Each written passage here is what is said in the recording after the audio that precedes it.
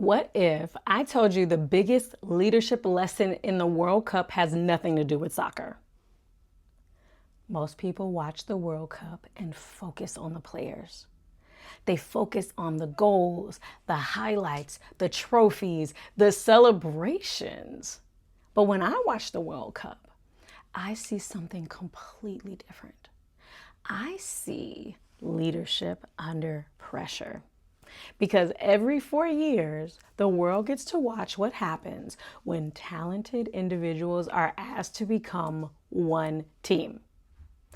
And here's the thing, talent has never been enough. You can have the fastest players, the strongest players, the most skilled players, and still lose.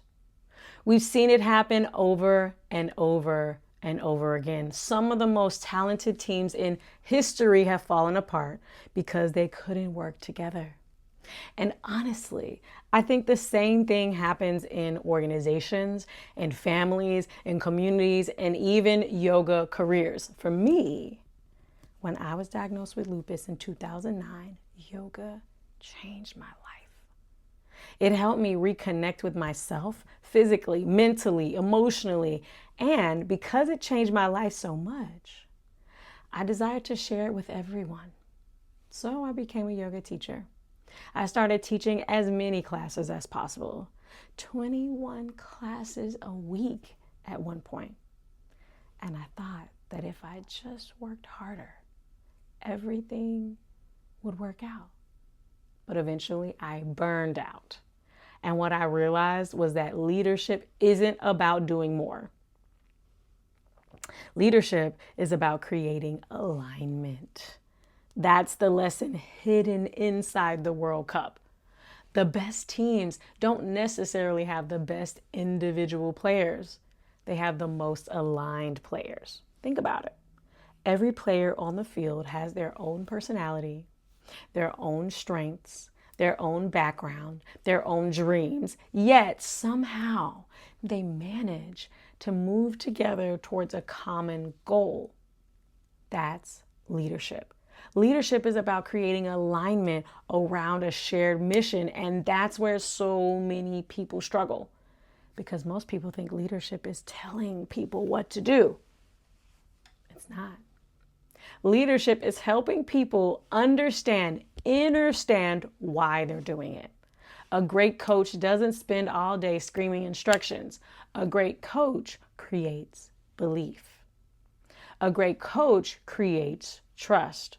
A great coach helps people perform at their highest level, even when the pressure is overwhelming.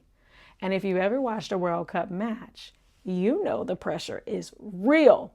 Millions of people are watching. Entire countries are watching.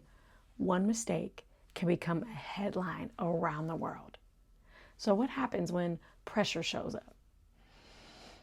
That's where real leadership is revealed. Anybody can lead when things are easy.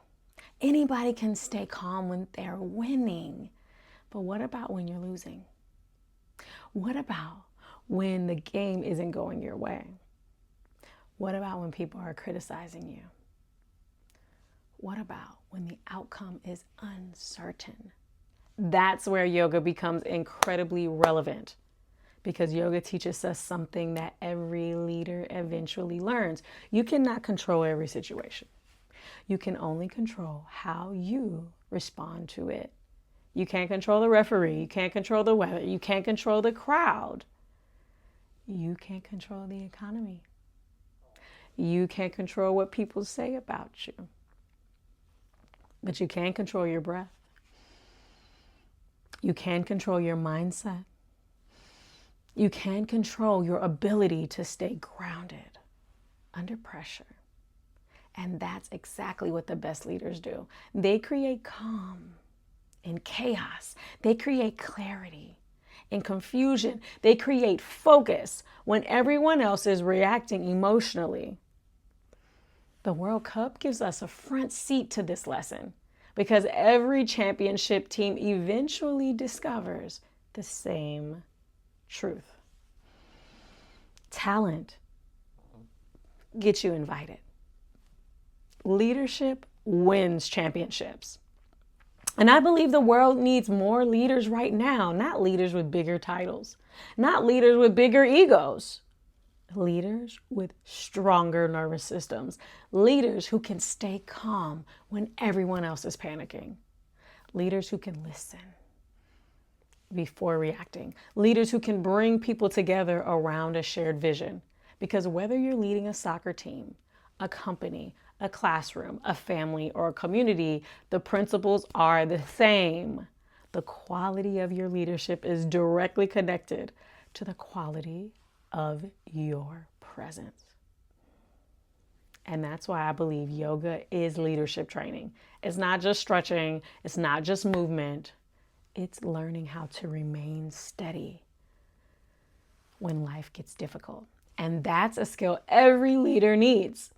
If you're a yoga teacher, if you're an aspiring yoga teacher, if you're a coach, if you're an entrepreneur, if you're a leader, if you're someone who desires to make a big impact in this world, keep doing the work, keep showing up, keep practicing, and join us in this effort. If you'd like to learn more about how you can be a part of the mission to spread world peace through inner peace, you can join me on Sundays. I teach a session about doing this leadership and creating meaningful change. So if you'd like to, the details are in the caption. If you're coming, bring a notebook, bring your questions, and bring your vision for what's possible. Because the world doesn't just need more talent. The world needs more leaders. The world needs more yogis. The world needs more regulated individuals who can join the mission to spread world peace through inner peace. I'll see you in class.